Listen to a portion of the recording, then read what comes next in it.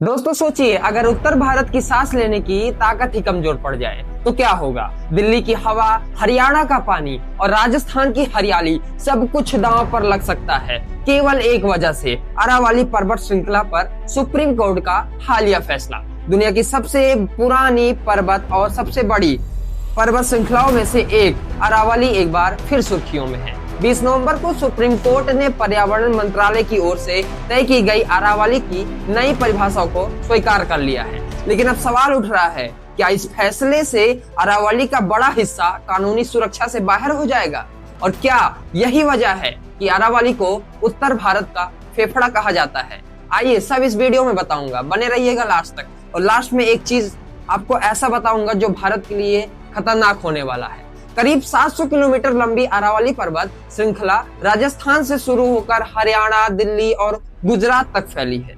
यह सिर्फ पहाड़ नहीं है, बल्कि उत्तर भारत की जीवन रेखा है। केंद्र सरकार की नई परिभाषा के मुताबिक अब वही पहाड़ियां अरावली मानी जाएंगी जो आसपास की जमीन से कम 100 मीटर की ऊंची होंगी, या फिर 500 मीटर के भीतर स्थित 2 या 2 से अधिक ज्यादा पहाड़ियों के समूह में होंगी। हालांकि कोर्ट ने दिल्ली, हरियाणा, राजस्थान और गुजरात में अरावली क्षेत्र के नई खनन लीज पर फिलहाल रोक लगाई है, जब तक विशेषज्ञों की रिपोर्ट सामने नहीं आ जाती है। लेकिन पर्यावरणवादियों की चिंता यहीं से शुरू होती है। टाइम्स ऑफ इंडिया के रिपोर्ट के मुताबिक इस परिभाषा को लागू होने से अरावली के करीब 60% हिस्से खनन का रास्ता खोल सकते हैं। पर्यावरण विशेषज्ञ के मुताबिक यह असर सीधा दिल्ली एनसीआर की हवाओं पर पड़ेगा, भू स्थल पर पड़ेगा और उत्तर भारत की जलवायु पर। अरावली थार रेगिस्तान से उठने वाली रेत,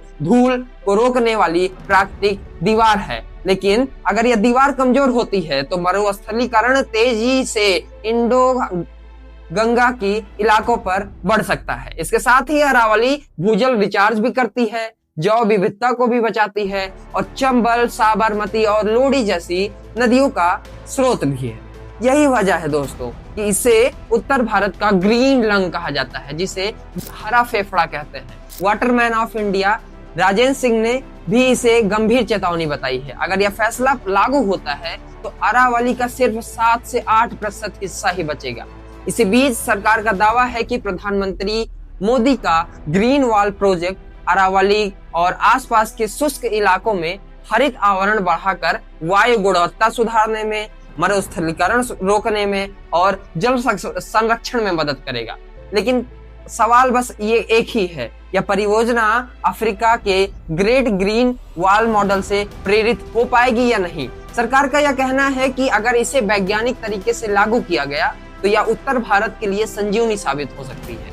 लेकिन बड़ा सवाल अब भी वही है कि क्या विकास और खनन के नाम पर हम अपने प्राकृतिक फेफड़े को खोने में लगे हुए हैं? जोखिम उठा सकते हैं क्या इसको देखकर? क्योंकि अगर अरावली कमजोर पड़ेगी तो सिर्फ पहाड़ नहीं टूटेंगे, उत्तर भारत की सांस भी घट सकती है। इसलिए पूरे देश में आज इसका विरोध हो रहा है। और आप क्या सोचते हैं कमेंट सेक्शन में जरूर ड्रॉप करिएगा अपने कमेंट को। और वीडियो कैसी लगी, और अगर आप भी अरावली के प्रति इतना सजग हैं तो इस वीडियो को जरूर से जरूर अपने सगे संबंधियों तक पहुंचाइएगा। धन्यवाद।